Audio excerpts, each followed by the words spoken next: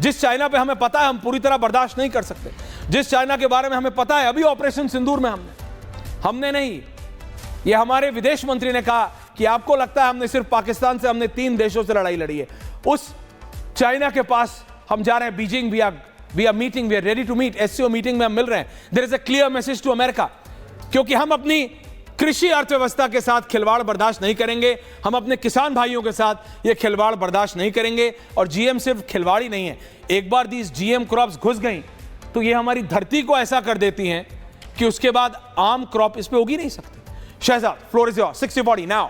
देखिए ऐश्वर्या जी, जिस प्रकार से हमने जय जवान करते हुए ऑपरेशन सिंदूर के माध्यम से एक नया नॉर्मल स्थापित किया था, अर्थात घर में घुसकर मारेंगे, अमन की आशा नहीं ब्रह्मोस की भाषा बोलेंगे, 9 आतंकी कैंप और 11 मिलिट्री बेस तबाह कर दिए, वैसे एक नया नॉर्मल जय किसान बोलते हुए हमने आज एग्रीकल्चर के विषय में भी रखा है, जब इंडो यूएस ट्रेड डील हो रहा है। आपको याद होगा ये कोई नई बात नहीं है, पिछले 11 वर्षों का अगर ट्रैक रिकॉर्ड देखें या इंडिया की सरकारों का ट्रैक रिकॉर्ड देखें, आपको याद होगा कि जब हमने इकॉनमी खोली थी मनमोहन सिंह के ज़माने में, अनाप शनाप कोई भी कंडीशन अप्लाई हो जाता था हमारे किसानों के खिलाफ, जबकि यहाँ पर 60-65% आबादी एग्रीकल्चर पर डिपेंडेंट है, लैंड होल्डिंग की साइज़ बहुत छोटी है। अमेरिका और यूरोप में जो लैंड होल्डिंग की साइज़ है बहुत बड़ी है, किसान वहाँ पर बहुत संपन्न है, फिर भी हम लोग ये कंडीशन एक्सेप्ट करते थे कि हम अपने किसानों को सब्सिडी ना दे पाए, फर्टिलाइजर सब्सिडी, डीजल सब्सिडी, बाकी सब्सिडी, पर वो अपने किसानों को जो वहाँ के सबसे अमीर लोग हैं उनको बड़े बड़े सब्सिडी दे।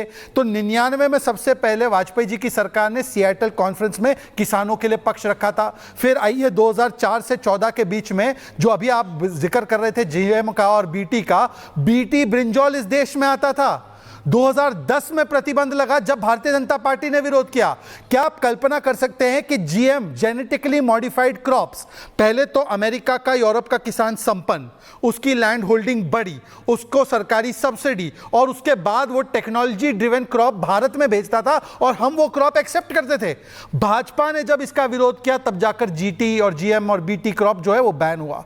उसके बाद आप देखिए 2014 में सरकार आई, कहने लगे लोग कि हम लोग अमेरिका, ठीक है अमेरिका के साथ हमारी दोस्ती, दूसरे देशों के हम सबके साथ रखना चाहते हैं, परंतु हमने 2015 में भी आपको याद होगा कि एग्रीकल्चर सब्सिडी को लेकर हमने फर्म स्टैंड लिया था विदेश के मंच पर कि हम अपने किसानों की सब्सिडी को नहीं काटेंगे। उस समय पर भी स्टैंड लिया था और आज भी हमने क्लियर कट बोला है कि हमारे किसानों का और उपभोक्ताओं का कोई भी समझौता हितों का हम नहीं करेंगे। आज रशिया से हम सस्ते दामों पर जब तेल खरीदते हैं तो 26 लाख करोड़ बचा है, तो इन्फ्लेशन 10-12% होता था, वो घटकर 4 से 5% इन्फ्लेशन रहा है और उसका फायदा हमारे उपभोक्ता को हुआ है। मैं तो आज सिर्फ 2 चीज पूछना था, आज वो सरकार नहीं कि फोन आता था तो न्यूक्लियर टेस्ट रोक दिया जाता था नरसिम्हा राव जी के जमाने में, आपको याद है? फोन आता था तो किसानों की सब्सिडी रोककर जीएम क्रॉप के लिए खोल दिया जाता था। आज वो सरकार है जो ना किसी के दबाव में, वो डायलॉग है ना पुष्पा फिल्म का कि झुकेगा नहीं, और आज देखिए ना रशिया में डोवाल साहब है, वो तो रेणुका जी आजकल पार्लियामेंट में नहीं, पर एक जगह झुकेगा शहजाद पूनावाला। और मैं debate what is happening, camera on. मैं दोनों से आशीर्वाद लेना चाहता हूं, और तो देखिए जी ऐश्वर्या जी, हम किसी के सामने नहीं झुकेंगे, पर हमारे किसान भाई, चाहे इनको हमारे से 10 क्यों शिकायतें ना हो, हम किसान भाइयों के सामने झुकते हैं, हम देश की आवाम के सामने झुकते हैं। हम वो नहीं है जो विदेश से फोन आने पर न्यूक्लियर टेस्ट रोकते हैं, हम वो नहीं है। इंदिरा जी गिड़गिड़ाती थी 71 में, हमको याद है मैनेक्शॉ ने बोला है, मैंने नहीं बोला, जवान सैम मैनेक्शॉ ने बोला कि फोन आ गया तो इंदिरा जी ने सेना के 93,000 हमारे जो प्रिजनर ऑफ वॉर थे वो दे दिए, पाकिस्तान ऑक्यूपाइड कश्मीर नहीं लिया, और फिर पत्र लिखने लगी निक्सन को। तो हम वो वाली सरकार नहीं, हाँ, पर किसानों के सामने हम सदैव झुकेंगे।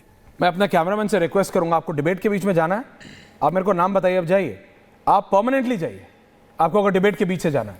Next time don't do this. देखिए 1-1 मिनट इंपॉर्टेंट है। रत्नाकर त्रिपाठी जी मुझे बताइए, आप, हर्षवर्धन जी आ गए, रत्नाकर त्रिपाठी जी का ऑडियो ठीक हो रहा है। हर्षवर्धन जी, अमेरिका के साथ रिलेशन जरूरी है। प्रियंका भारती जी, हर्षवर्धन त्रिपाठी, हर्षवर्धन जी, अमेरिका के साथ रिलेशन जरूरी है, लेकिन हमारे किसानों से ज्यादा नहीं, हमारे कृषि क्षेत्र से ज्यादा नहीं। अमेरिका जो चाह रहा है ऐसी चीज नहीं पहली बार चाह रहा है, और ऐसी भी बात नहीं कि आखिरी बार चाह रहा है। यूके भी यही चाहता था।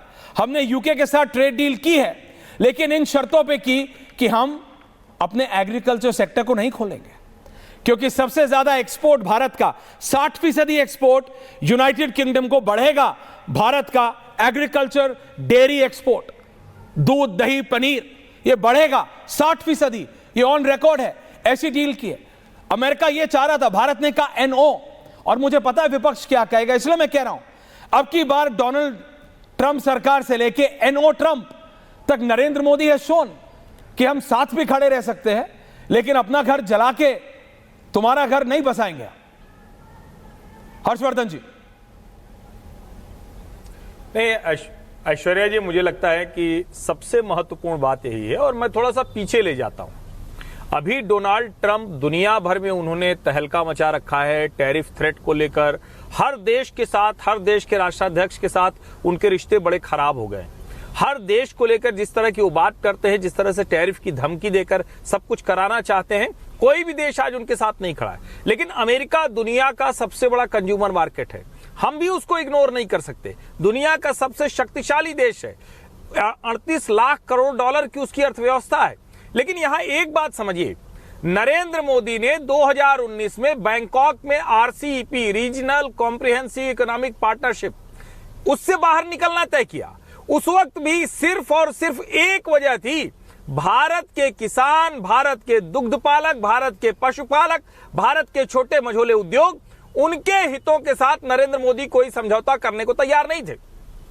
उस वक्त भी ये कहा गया, उस वक्त भी आलोचना हुई कि चाइना यहां सारा मार्केट ले लेगा और आप उससे बाहर निकल जाएंगे, लेकिन हमें उसका कोई नुकसान नहीं हुआ। आज हम जिस जगह पर खड़े हैं, निश्चित तौर पर अगर अमेरिका के साथ एक अच्छी ट्रेड डील हो, हमारा टेक्सटाइल है, हमारा जेम्स ज्वेलरी है, हमारे ढेर सारे प्रोडक्ट है, वो सब वहां जा रहे हैं। और अगर हम एक अच्छी ट्रेड डील कर पाए, टैरिफ कम हो, तो बहुत अच्छा होगा। लेकिन अगर इसके बहाने अमेरिका अनरिस्ट्रिक्टेड एंट्री चाहता है, वो मांसाहारी दूध यहां गाय, ऐसे मांसाहारी जो वहां पर गाय हैं, उनका दूध यहां देना चाहता है, ये हम किसी कीमत पर बर्दाश्त नहीं कर सकते। क्यों है? नहीं, और हर्षवर्धन जी, ये हमको समझाना भी पड़ेगा। अभी हमारे साथ किसान भाई भी जुड़ेंगे, हमारी किसान यूनियन के लोग भी हैं। मैं सिर्फ एक, हर्षवर्धन जी, ओनली मी एंड हर्षवर्धन जी शर्मा। हर्षवर्धन जी, क्या आपको ऑडियो आ रहा है? हर्षवर्धन जी, मैं सिर्फ कह रहा हूं, ये मांसाहारी गाय का नहीं, वो क्या है, अमेरिका की कल्चर अलग है, अमेरिका की सोसाइटी अलग है। अमेरिका में ठीक है, दूध है, ऑरेंज जूस है, उनके लिए मिल्क इज जस्ट मिल्क। हमारे यहां वो दूध पूजा में भी इस्तेमाल होता है। हमारे यहां वो दूध को एक अलग नजरिए से देखा। आपको समझ रहे हैं आप मैं क्या कह रहा हूं? उनकी सोसाइटल डिफरेंस है। वो जो अपने घर में कर रहे हैं, वो उनको जो सूट करता है वो कर रहे हैं, हमको ये सूट नहीं करता। तो नरेंद्र मोदी कह रहे हैं, भारत कह रहा है, हम डील के लिए तैयार हैं, लेकिन हमारे एग्रीकल्चर सेक्टर से हम छेड़छाड़ नहीं करने देंगे। आप चाहते हो हम ऐसी फीड आने दें, काउ फीड, जिसमें कि नॉनवेज होता है, जो चिकन पोल्ट्री का जो बचा हुआ सामान होता है वो काउ फीड में डाल देते हैं। ऐसी कई अमेरिकी कंपनियां हैं, ऐसी कई यूरोपियन और खासकर जर्मन कंपनीज हैं पोल्ट्री फीड की, जो कि इंडिया में बैकडोर एंट्री जिन्होंने कोशिश की, अफ्रीका से, रशिया से भी, उसको भी रोका। क्योंकि ये अगर एक बार ये सिस्टम में घुस गया तो आप सोचिए ना, हमारे यहां तो गाय को पूजा भी जाता है ना, तो हम वो तो आने नहीं दे सकते, वो हमारी संस्कृति के खिलाफ है।